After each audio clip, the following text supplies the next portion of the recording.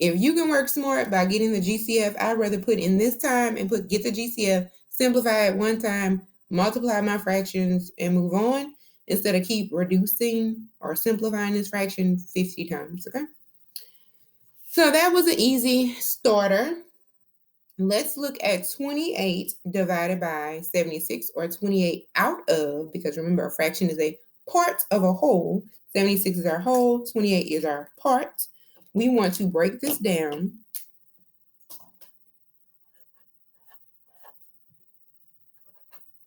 So start by writing your numbers and putting your branches, okay? So 28, you might say 2 times something gives you 28. The first thing that comes to my mind is 7 times 4, or 4 times 7 gives me 28. Again, 7 is one of those prime numbers, so I'm going to circle it. That means that this side of the tree is done. I'm done with that side. So now I need to focus on 4. 4 is a composite number, so I need to break it down with a pair of factors, 2 times 2. So I'm going to circle. Again, simple, easy tree. It didn't take me a lot of time to do it. 76. Now, 76 is a different monster, right? We don't really know 76. You might have to do a little side work to figure out what. I know because it ends in a 6, I can divide it by 2. So 2 times something will give me 76. Just because I kind of had an idea, I knew 4 times something would give me 76. So I found out 4 times 19 would give me 76. Again, we're looking at this side of the tree. We know that 4 is composite, so I'm going to break it down to 2 times 2.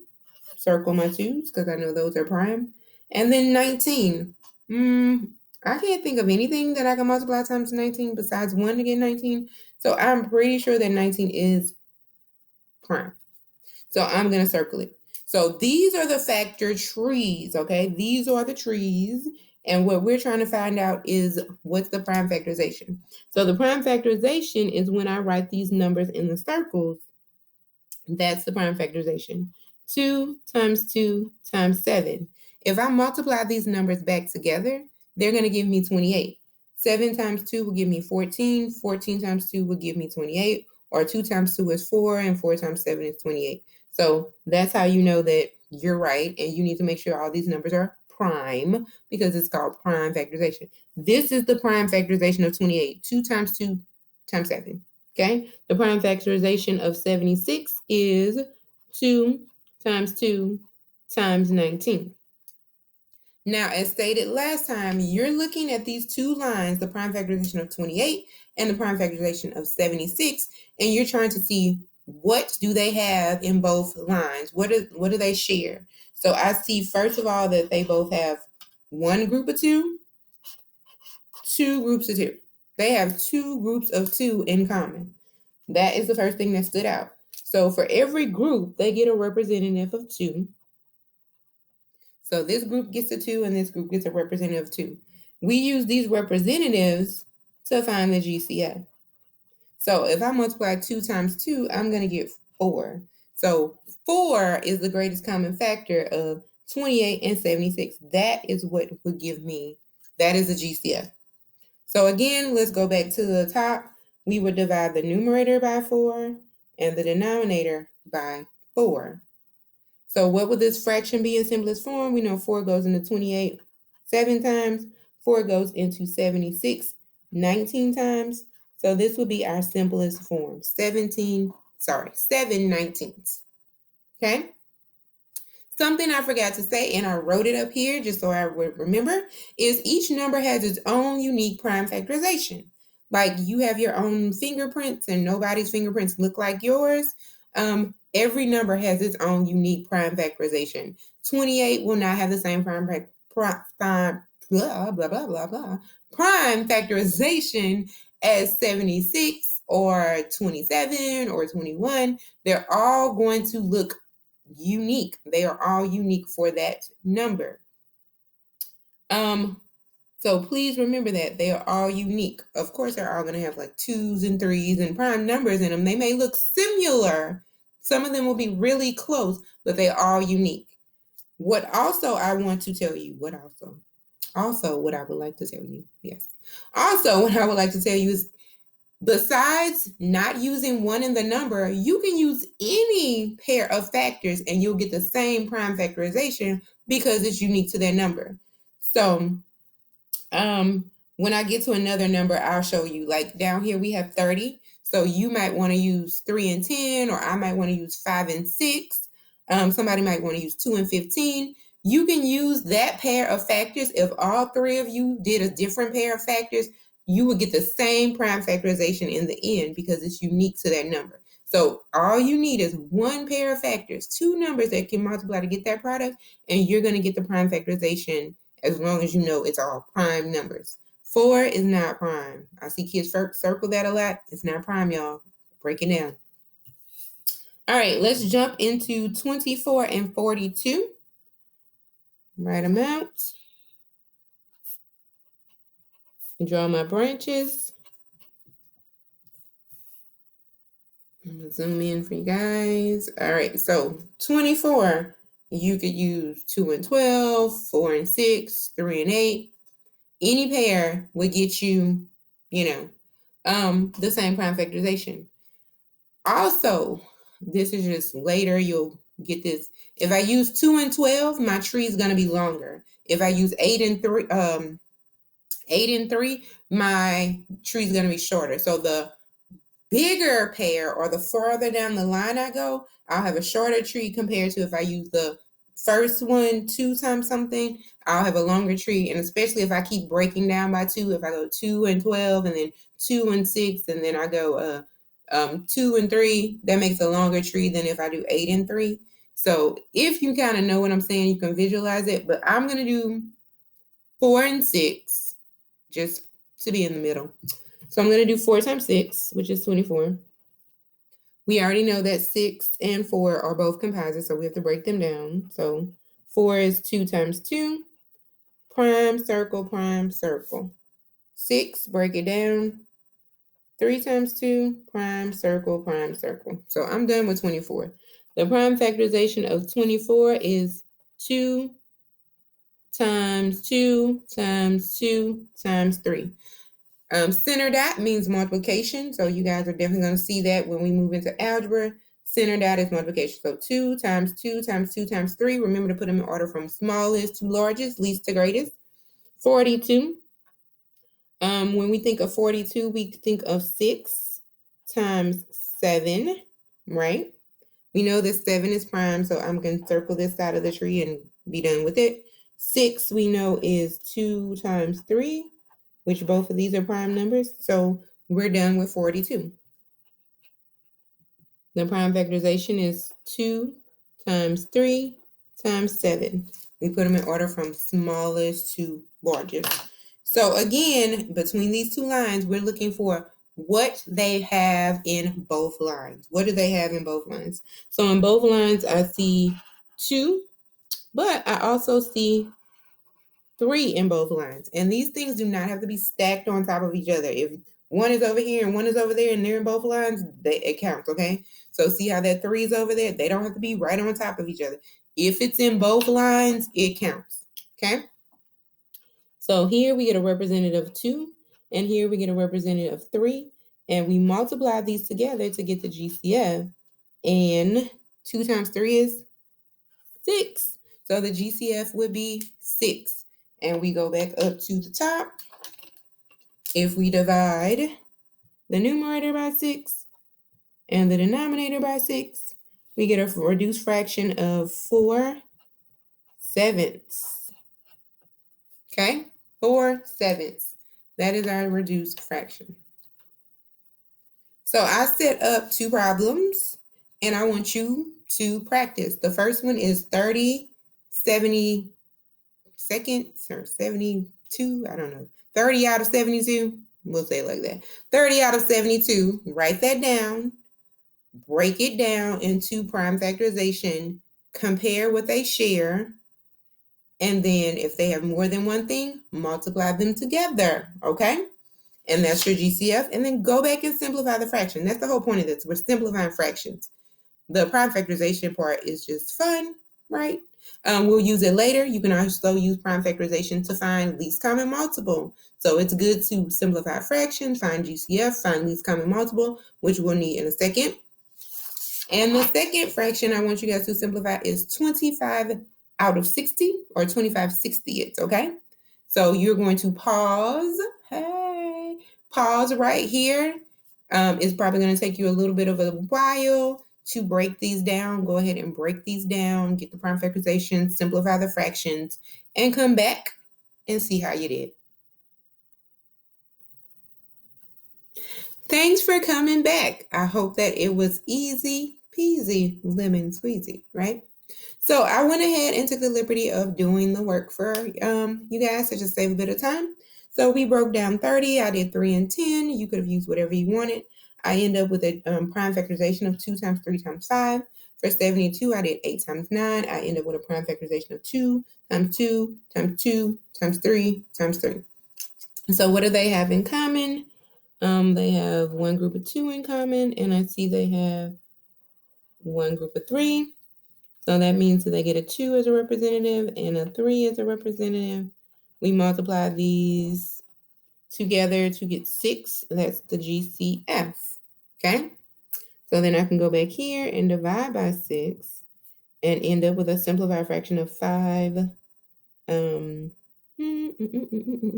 5/12, I believe. That is it. Right? 6 goes in 7 one time. 12. Yeah. 5/12. So it simplifies down to 5/12. That is the simplest it can get. It can't get any smaller.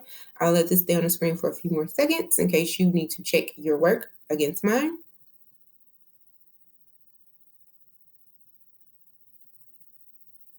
Done? Great. If not, you can pause it, right? So let's go to the next problem. We had 25/60ths. And I broke 25 down to 5 times 5 and 60 down to 6 times 10. And I started getting carried away and was about to circle a 6. What? Whoa. I was like, this is not prime. So then I end up with 25 is 5 times 5. 60 was 2 times 2 times 3 times 5. What do they have in common? No 2s, no 2s, no 3s. All they have in common is 5. So that's the GCF. 5. So if I go here, that simplifies down to 5/12. Oh, is that the same as the other one?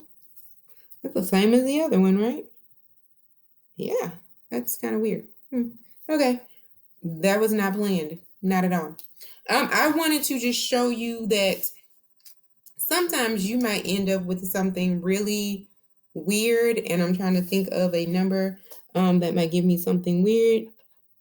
Let's do 3/10.